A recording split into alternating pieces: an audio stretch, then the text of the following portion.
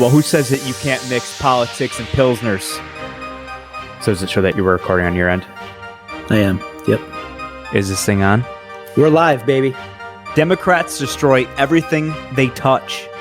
We need to defend the police, not defund them. MAGA, it's more than a man. It's a movement. In the 2020 election, free and fair, yes or no? Absolutely not. COVID has created a tyrannical government. This is the only country in the world where those who hate it never leave. Whether you like Pilsners, bourbons, or anything in between, grab your favorite beverage and come have a drink with us. Hey everybody, welcome back to another episode of Pilsners and Politics. Today we have Tiffany Wood joining us. Tiffany, how are you? I'm good. Hey guys. Tiff, so I think you're a three-peat now. I think this is the third time we've had you on the show, and I can tell you, based on the response from our listeners and our followers, they absolutely love you, and they love what you bring to the table and what you bring to the conversation. Awesome. I appreciate that. Yeah. Listen, it's our pleasure. For the new listeners and for people who haven't heard from you before or heard of you, you are a former federal agent, law enforcement, and now you are getting your Juris Doctorate. Just kind of tell our listeners about you and what you bring to the table and what you bring to this conversation. Well, I'm also a military vet. I did about 10 years in the military. I went overseas, did a couple of combat tours. And then, like you said, I then became a federal agent with the DEA. So I'm very familiar with the gun world, with the 2A world, kicking in doors and things like that. And now I just decided to flip to the other side and get my law degree and see where that takes me. Well, we unequivocally need really good lawyers, working for us. So we wish you the best of luck, and we can't wait until you get your Juris Doctorate and you're out there prosecuting. Is that what you want to do? You want to defend? Criminal defense seems to bring in a lot more money.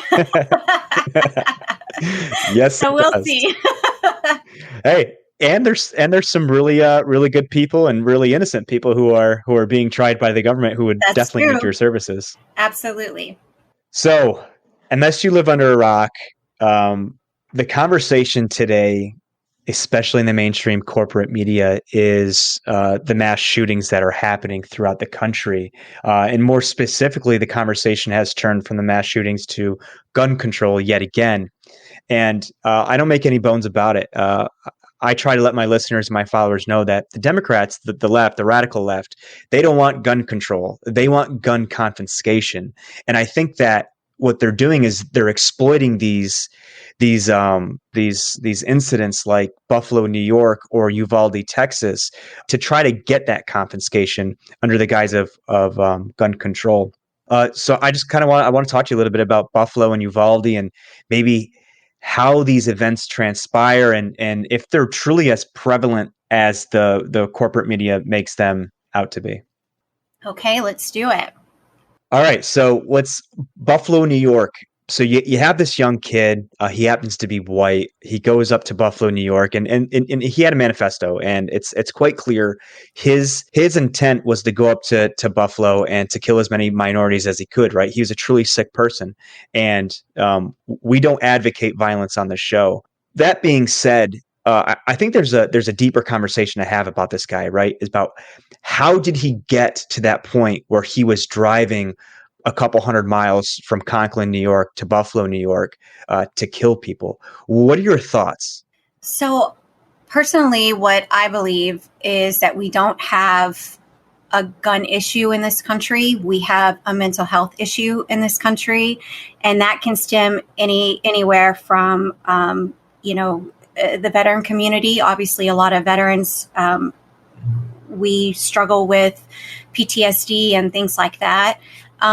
But I think it's more these younger generations are just coddled so much.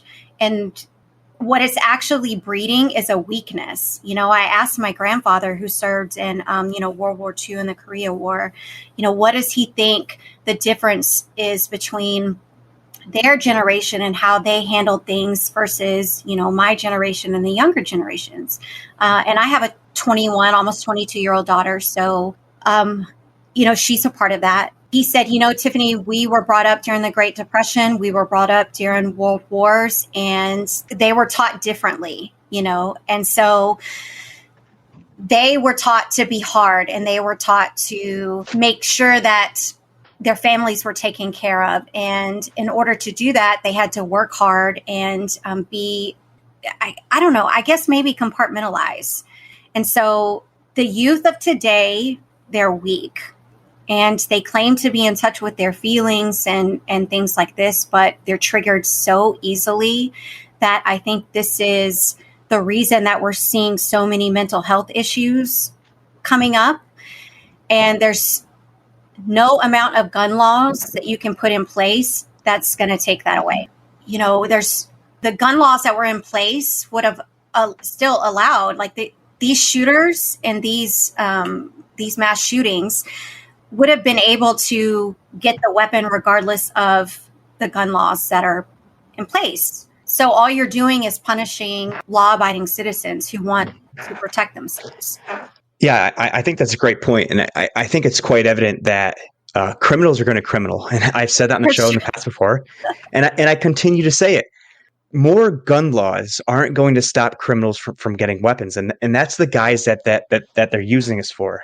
So this kid from Buffalo, New York, I have a theory, and it's I kind of blame a lot of his mental health issues on A, the lockdowns, and B, the corporate media pitting minorities against white people, especially young white men.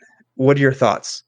That's a great point. I didn't even think about the lockdown, although I am a researcher and I've seen several studies that have come out in almost every country that they put lockdowns in, that the mental health crisis exploded, especially in our young people. So that is an excellent point. I totally agree with you on that one. And it's a shame that our children are being used as tools. And I also agree with you. That's a very great point about how the media is pitting us all against each other. And to be honest, they don't give a fuck about Black people, white people, Hispanic people. All they care about is clickbaits and ratings. What can they, how can they title their headline to get people to click on it? And, right. And then if you read it, it's so, the way that they write these articles and stuff, like and I'm pretty solid. And a lot of times it infuriates me. Like I have to take social media breaks because of it. Our young people right. don't know how to do that with their mental health. And so I think those are two very great points. So one thing the media is doing is they kind of lump all this gun violence together, right? Or gun deaths. And I found an article of all places. It was actually kind of interesting, and it doesn't really skew left or right. It's actually very fact based, and it comes from the Reader's Digest. And so what it says is that in the United States in 2020, the total gun violence between, total gun deaths was somewhere between 42,000 deaths using guns. But that being said, 24,156 of them were from suicide. And on the other side of that coin, homicide only made up 19,395. So if you were to take suicide out of there, that number drops dramatically. Mm-hmm. And I want to point something out that I think is very, very important that we do not talk about. Is the FBI is in charge of, creating like the tags of mass shootings and things like that. What people don't realize is that a mass shooting is a very low number. It's like 3 people, I think. Is right. That correct? It's either 3 or 4. And they don't have to be killed. They just have to be injured to be considered a mass shooting. So with that being said, when you and I hear mass shooting, when the public hears mass shooting, we think a ton of people are being shot, and right. That's not always the case. And I think they love to use those tags. Look what's happening right now. Those hashtags are trending all over. Gun control is trending all over. Most of these people don't care about those kids or the people that were killed in Buffalo or Uvalde. It's a political thing to them. And so, right. the media incites all that. And it doesn't matter if you're a conservative or you're a leftist. It's every single network. Right. And let's go back to the conversation that we talked about, how the corporate media only cares about one thing, and that's ratings. And you want to take a shooting that happened before Buffalo. That was the DC shooting that happened over here in the Northwest. And this, I don't even know if you heard about it because maybe they covered it for half a news cycle. But what happened was this kid is in an apartment complex and he's shooting outside of his window and he's live streaming it. Right. He happened to be a minority. He wasn't black. He was some other minority.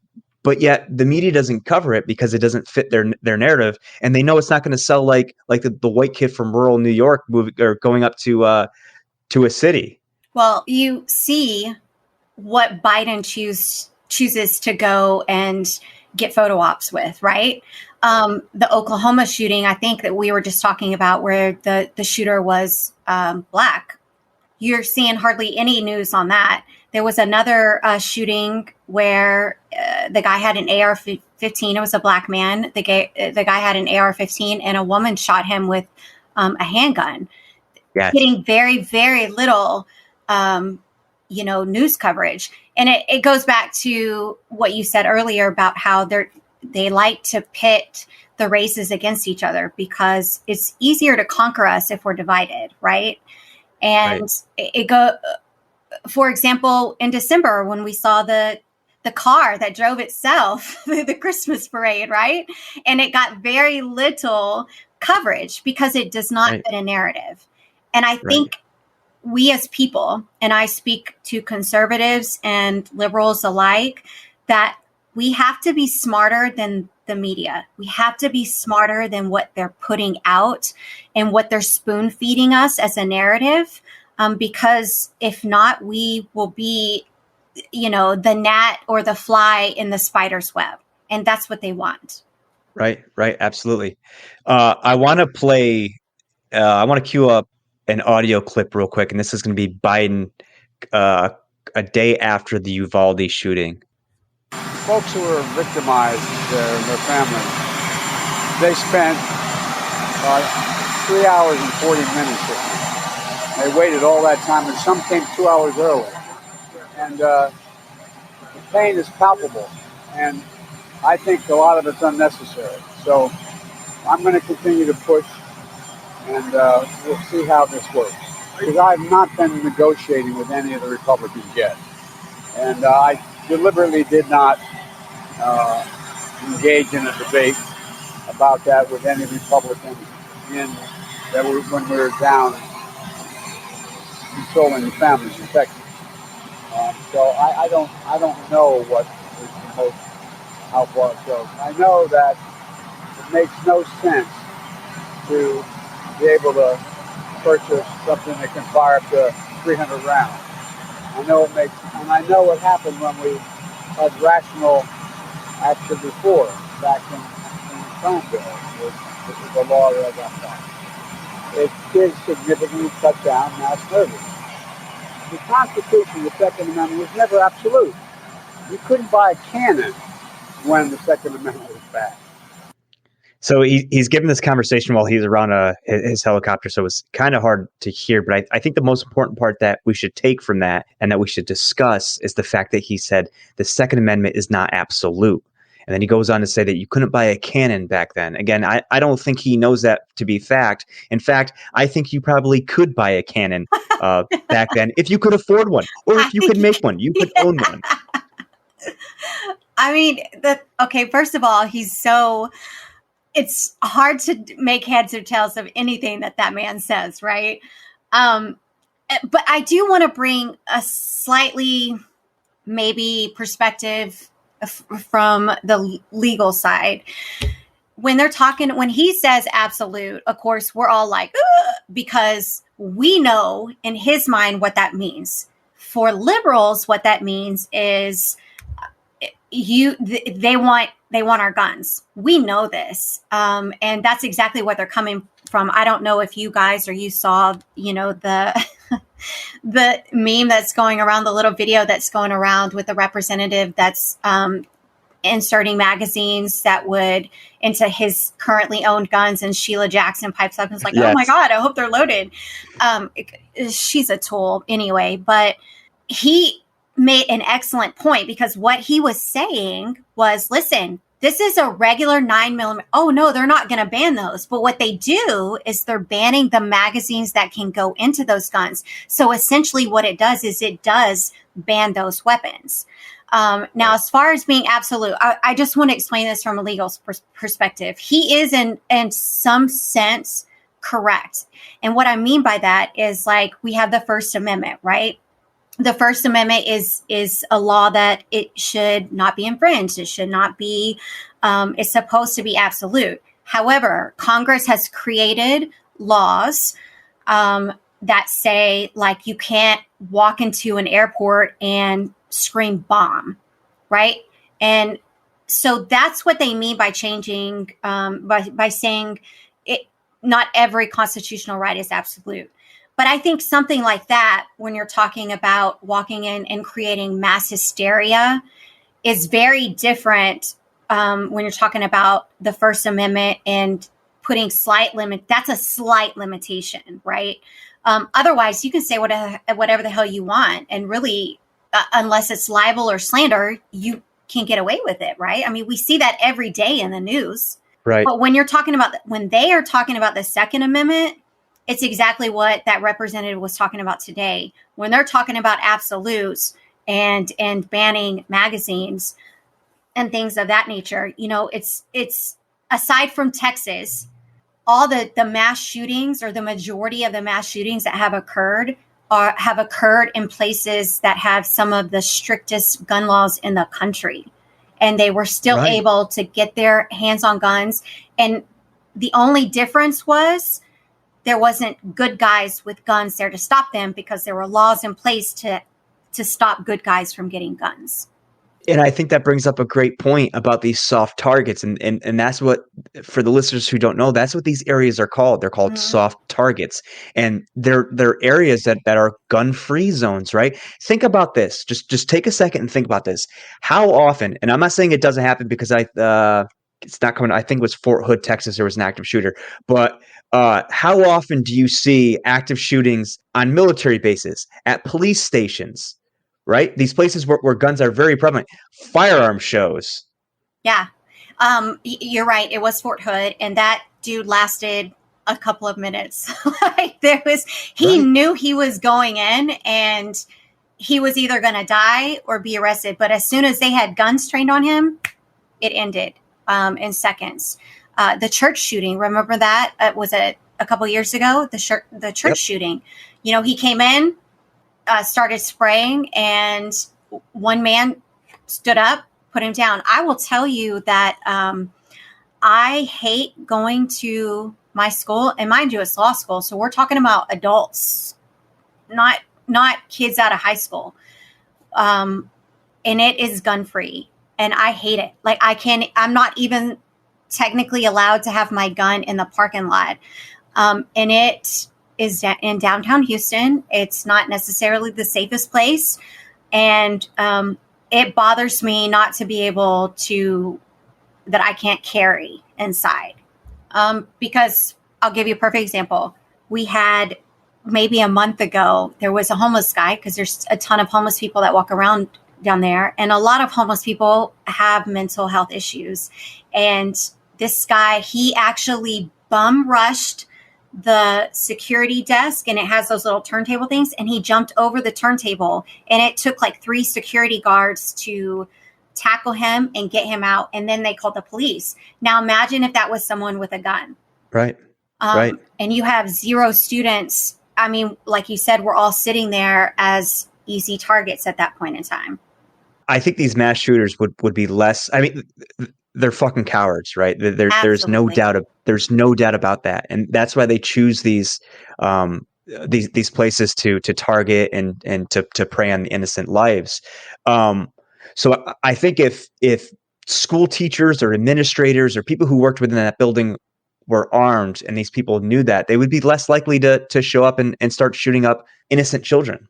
Absolutely. And I saw a clip of someone talking, and I agreed with him. Like, actually, I shared it on my page, but he was talking about how veterans, we struggle, dude. We struggle so bad when we come back, because people don't realize when you go overseas, it's a totally different environment, especially in those combat zones. And when you come back, there's really nobody you can relate to that if they haven't been over there and been through that sort of experience, right?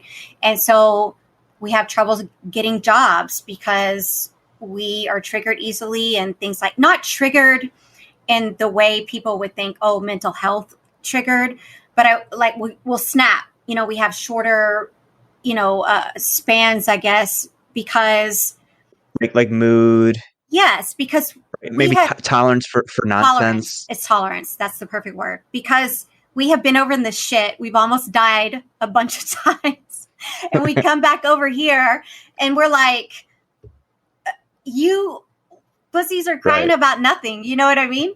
Right. And so we have very low tolerance. And the guy said, give those veterans that job. And I am telling you, I know I could tell you 100 veterans that would go line up and would gladly sit outside of a school with a weapon and guard the school, but we're so afraid to give our children that image, but I think that if we don't get a hold of the mental health issues that are going on in this country, that we are encouraging transgenderism, things like that. If we do not get a hold of that, then it's going to progressively get worse. I mean, 20 years ago, guns have been around forever. Like, let's not get that twisted. Guns have been around forever, but only in the last 20 years or so has gun violence become a major issue. And I think the reason for that is, again, like we said, like, it's a mental health issue. We coddle these children, and for youth who say they have such a hold on their emotions, they really don't. I know I'm going to be fact checked, so I just want to make the record clear. So the dude who shot up Fort Hood, his name was Nadal Hassan. He fatally shot 13 people and injured 30. He was an Army major as a psychiatrist. He was, and it's all starting to come back. But he was shot. He wasn't killed. He was actually paralyzed and court-martialed on 13 counts of premeditated murder, 32 counts of attempted murder, and he's currently sitting on death row. And September 9th, 2021, apparently he gave a shout out to the Taliban. Because you know what? We have been saying that forever, and he would never admit it. So that's interesting. I did not know that he did that, but we all knew that was what was behind that shooting. But again, it goes back to narrative, because we don't want to penalize and prejudice certain types of people. And while I agree with that, you still have to acknowledge motive. Right. Whether that be a white person, a Hispanic person, we were talking earlier about the Uvalde guy. He's transgender and he's a Hispanic male. It doesn't fit the whole, it's only white people that are shooting up, doing these mass shootings. And so what does it turn into? It's turned into demonizing the police and their reaction. And that's a whole nother podcast. But I think it's very interesting that when it was the white guy that shot up the Asian place, in what was it, Georgia, and the Buffalo shootings, that gets a ton of media. But when it's a minority, or when it's someone who is transgender, and we're trying to push those narratives right now, that does not get a ton of, airtime. And that it's bothersome to me. Well, right. And it just goes back to the same old theme that the corporate media is essentially pitting Americans against Americans, black and white, minority and non-minority. I think just based in the last couple of weeks, we can point out a couple of those examples of where it was a minority that committed some form of large shooting or mass shooting, right? So we already talked about Uvalde, right? And then we have the Oklahoma shooter who went in and shot up the doctor's office. Yep. There was also one in California the same week as the Buffalo shooting, where it was an Asian dude who shot up an Asian church because he was beefing with that type of Asian or whatever. Yeah. But yet they don't talk about it because it doesn't fit the narrative. And it makes you wonder, even Fox, like I have gotten away from watching a lot of Fox News. I mean, I'll still follow them and stuff like that. But it really opened my eyes during the turnover with Trump and Biden and the election and stuff. Fox really opened my eyes. Not that I had long seen the writing on the wall, but there's a company that owns every single one of those. Whether it's CNN, what is the name of it? It's Black something. Are you talking about BlackRock? BlackRock. Or no? Yeah, BlackRock. BlackRock owns all of everything. That. And they're involved with WEF and things like that. Most people don't know that. So when you can pretend on the outside, which is what they do, that they're Republican or this, but at the end of the day, they all have the same common goal. And until America realizes that as a collective or even as a majority, that they don't care about us. And that goes from politicians to, news media. They don't care. And until we realize that and collectively come together and say no more, they're going to continue to use that to divide the country. Right. So there are six media conglomerates that own essentially all of media. So think about that. For everything we listen and watch out there are six organizations that put out that content, and you'd be a fool not to think that they're being told what to say. Right? There are independent journalists, but they're not part of those six conglomerates. Yeah, and that is worldwide. That's six worldwide. Worldwide, yeah. Like that includes Al Jazeera, all of it. So I started you guys should follow. It's Real News, No Bullshit. I follow them, and they are literal independent journalists that go over, like they've been going over to Ukraine and things like that. That follow a lot of these, news, and they really give unbiased opinions. So I really like them, and so I have tend to kind of migrated towards them the older that I have gotten. And so we just have to be smarter than they are. And I think a lot of people are starting to wake up and they're starting to realize what the game is and the fact that the wool has been pulled over our eyes for so many years.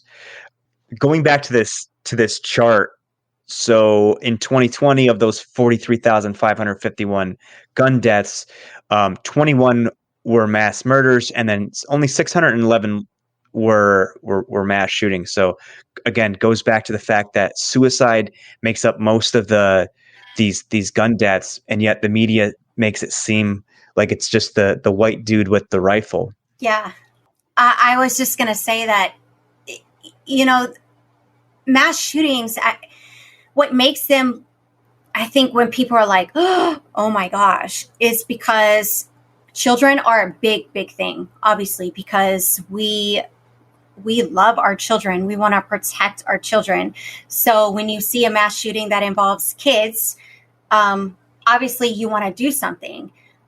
But at the end of the day, I don't know if you have even looked at any of the bills. There's 4 bills that are currently up. At the end of the day, when you look at those bills, they don't ban anything that any one of these shooters wouldn't have been able to get their hand on some kind of a handgun. So what you have to see beyond that is, okay, then what are they really banning?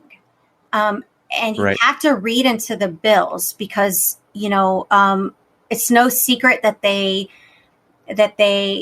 earmark bills for their lobbyists and things like that. So you have to look beyond the bill and read between the lines to see what they're actually banning.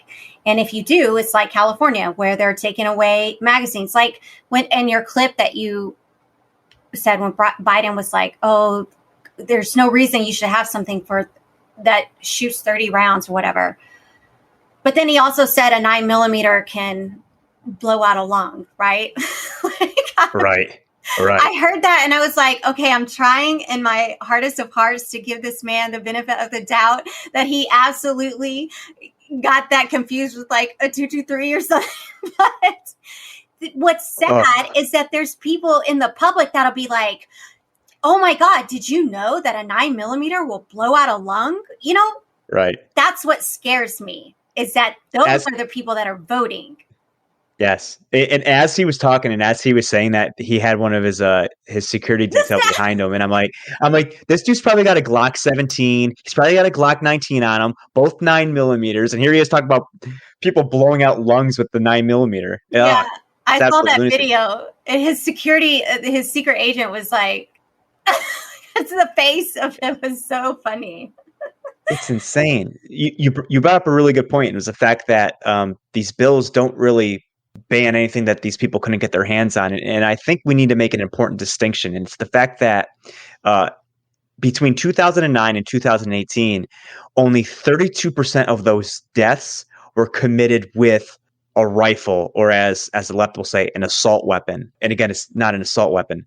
Between the same years, 81% of those deaths were committed using a handgun. So handguns are used predominantly more than rifles in these events. Yeah, absolutely. And there's no distinction between, using a handgun and using or getting your hands on a handgun and your hands on a rifle. Right. And I'm going to maybe say something that people don't agree with, and that's okay. That's okay. I do not have an issue with raising the age limit to 21. I mean, you can't be a cop until you're 21. Military is different because you have so much, you can join when you're 17 or 18, but there's so much oversight and training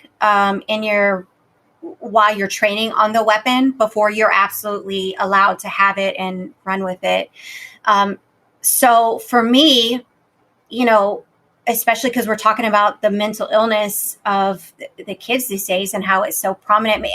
Honestly, I think like sometimes I feel like it's the cool thing to have like a mental illness. Do you ever get that feeling like these kids are like, oh, it's cool that I have ADD or ADHD or PTSD or anxiety? Like I have extreme anxiety and I hate that shit. Like, you know what I mean? Right.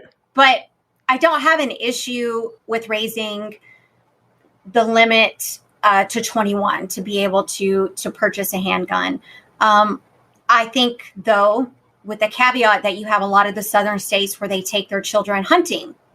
I think so long as you can get a hunting license and your parents, there's, adult supervision, those things should not be discounted. Those things should be taken into account. I know a lot of people don't agree with me on that because that's a whole, you're infringing on somebody's rights. But I think, like I said, the maturity level today of when you and I were 18 is completely different than these kids now when they're 18. And what are you seeing? Like the transgender kid with Uvalde, he was 18. The kid in Buffalo, he was around that age. The guy in Oklahoma, he was around that age. At least give them time to go into adulthood, like true adulthood where they can drink and buy cigarettes and things like that, to purchase a gun on their own. That's just my opinion and my take on it because I've been around guns for so long. But also I grew up in Texas and I grew up around guns, and my family was extremely careful and taught us, how to handle weapons as little kids. That did not stop my cousin from shooting me in the ass with a BB gun. But yeah, I can remember having BB gun wars when I was a kid too. Oh, for sure. All right. So I got to press you on the issue before Okay. we move on. I got to press you on this issue. Okay. So do it. given that statement that you agree that you should be 21 years old are you saying to buy any kind of firearm or just a pistol?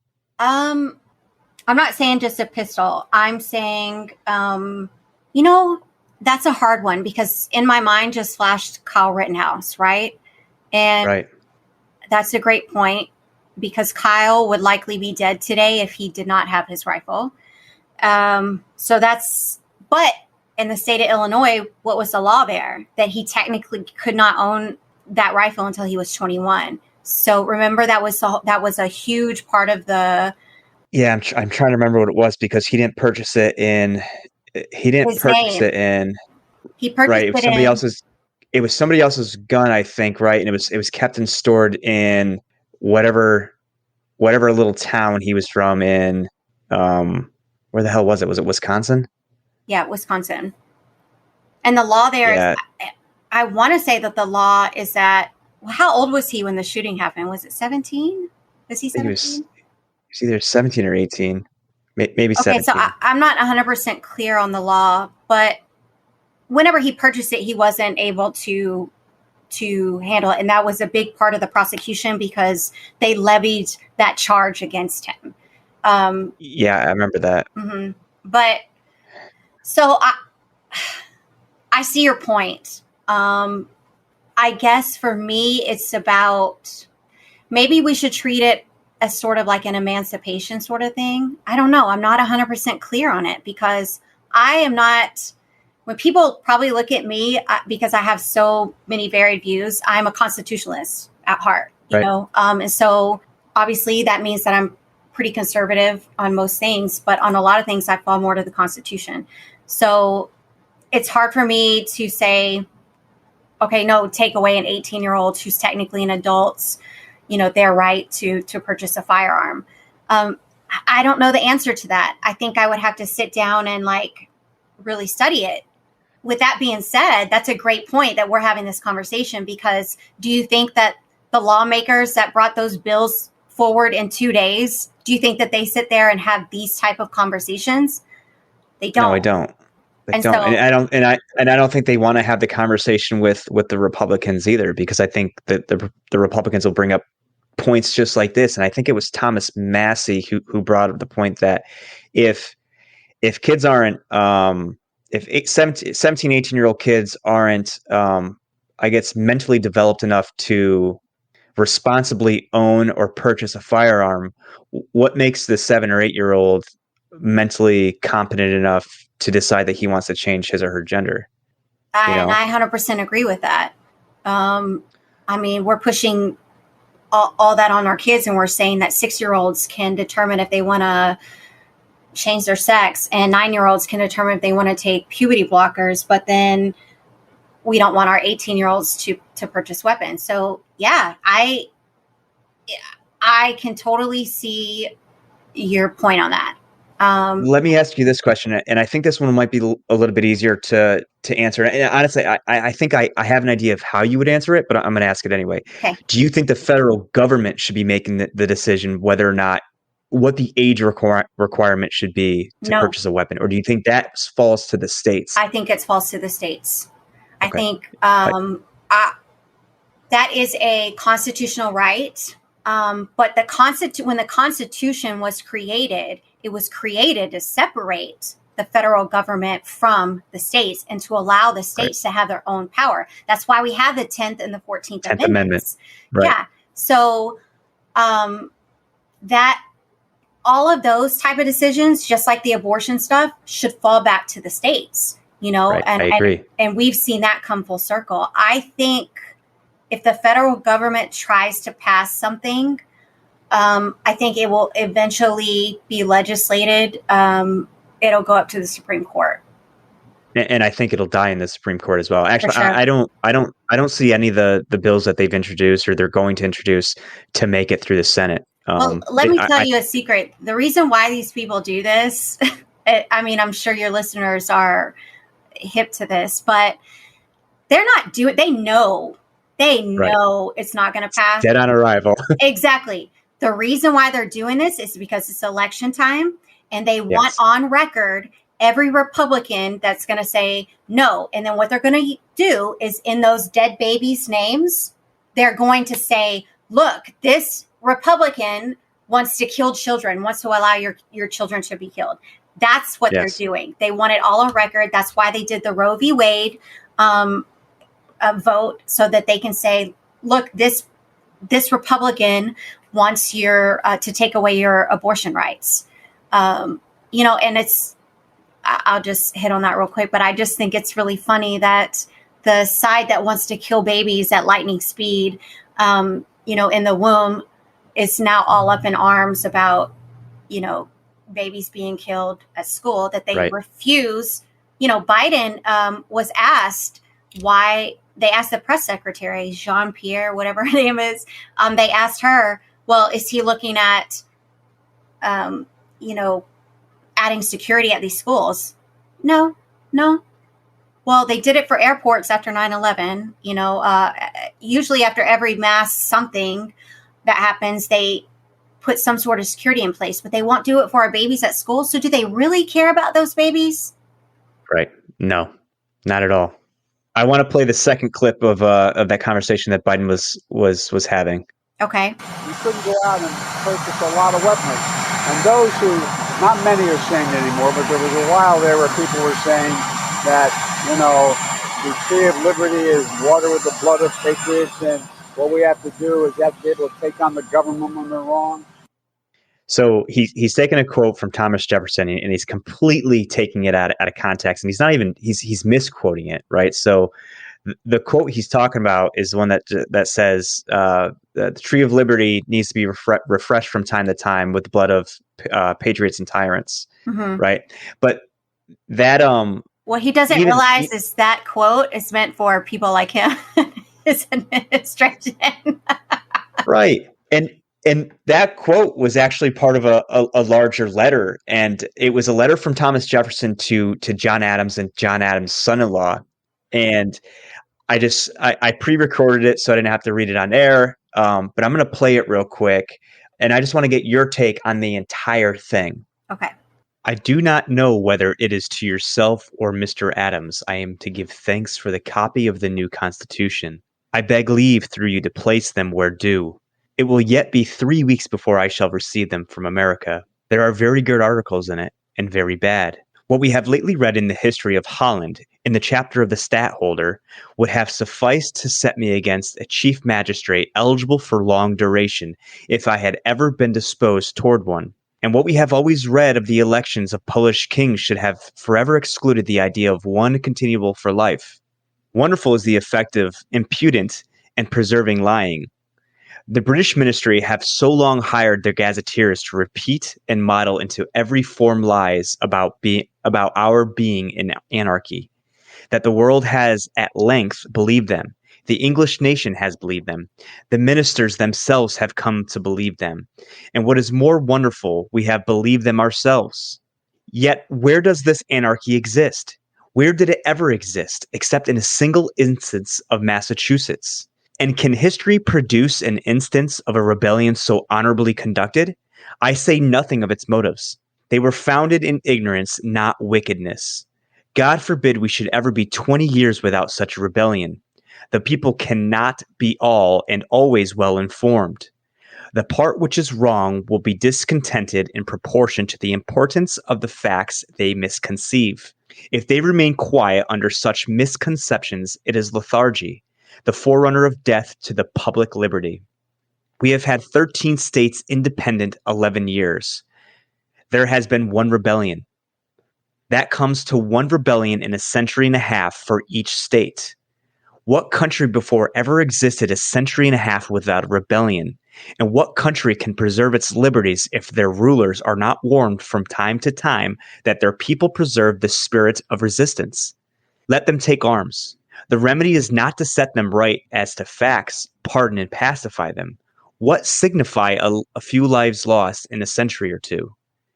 The tree of liberty must be refreshed from time to time with the blood of patriots and tyrants. It is its natural manure. Our convention has been too much impressed by the insurrection of Massachusetts. And in the spur of the moment, they are setting up a kite to keep the hen yard in order. I hope in God this article will be rectified before the new Constitution is accepted. So that's the entire thing. So obviously Biden took that, he likes to take those little clips or whatever, which is ironic because in 1981, 1984, he himself had said gun control would only keep, it would not, I can't remember the exact quote. Maybe you can pull it up for me, but it was basically gun control will only, won't stop criminals. Yes. I love that quote. That's one of my favorite quotes. And what the Second Amendment means to me, and I'm sure those who believe the same way as we do, is that the Second Amendment was not for deer hunting. It wasn't for going and shooting targets or, lead or anything like that. It was solely for the purpose to defend ourselves against a tyrannical government. And that's right. Exactly what he was saying, is that when the government, the only reason that the 2A is there is so that the government knows that should it try to take over its people again, like Britain did, then we would step in. We would have the means to overtake the government. And that is what the true Second Amendment is about. It's not about all this other red herring and the noise that's out there. Its sole purpose is for that. Now, people have taken, AR-15s, and we go hunt with them, and there's nothing wrong with that. The fact that this idiot thinks that you can go shotgun hunting with a deer and doesn't realize it sprays and runs all the meat, you know what I mean, is that just shows you his level of gun knowledge. And so I would just challenge people to get back into the Constitution. I have a tiny Constitution book that I carry with me that I got when I was a Fed. You probably have one too. A lot of people that I know carry their little, their Constitution books. And it says it right there, that it shall not be infringed for a purpose. That is the only amendment that says shall not be infringed. And there's a reason for that. I often speak to the intellect of our founding fathers and how they were centuries beyond their time, and I truly think that they knew at some point we were going to be faced with a tyrannical government again, and I think that's explicitly why they put those last four words behind or at the end of the Second Amendment, shall not be infringed, because they knew the time was going to come when we were going to be tested. Leave our followers with one last thing. If you had to tell them a message of hope, as usual, or a word of advice, what would you say to them? I think my word of advice would be to do your research, multiple avenues and independent sources to make sure that you have a full picture. Don't just take, one source and run with it. And as far as hope, I think that we, the people, even though at this point in time, conservatives, we feel as like we're not the majority any longer, but a tyrannical government can do a lot of things. And we've seen that in Russia. We've seen that in China. And I think that the hope that we can take away from this is, as so long as we are steadfast in our beliefs and we hold to the true meaning of the Constitution, that we, the people, will always prevail. Yeah, absolutely. Tiffany Wood, veteran, former DEA agent, future attorney, and the feisty blonde patriot on Instagram. Thank you so much for joining us. Thank you, guys.